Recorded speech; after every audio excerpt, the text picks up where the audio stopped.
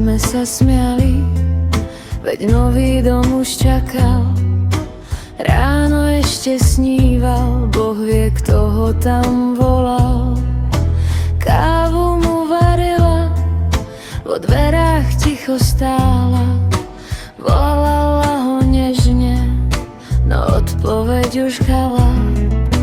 Ruka jeho studená a dých jej zmizol z dlane. V tej chvíli sa jej srdce na 1000 kúskov zraní.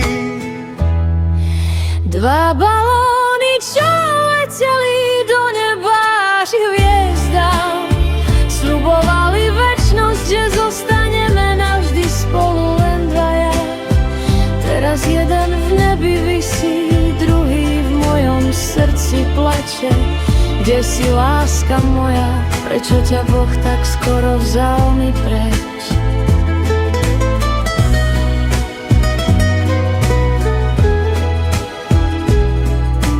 Prišli všetci zronení, slzy padali na zem.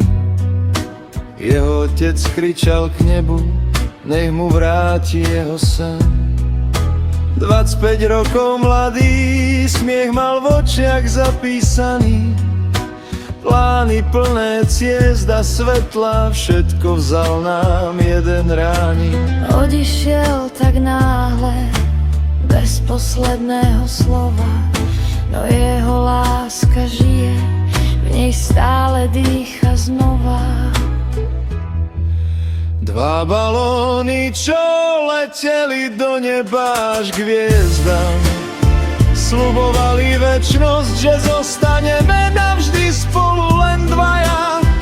Teraz jeden v nebi visí, druhý v mojom srdci plače. Je si, láska moja, prečo ťa Boh tak skoro vzal mi preč?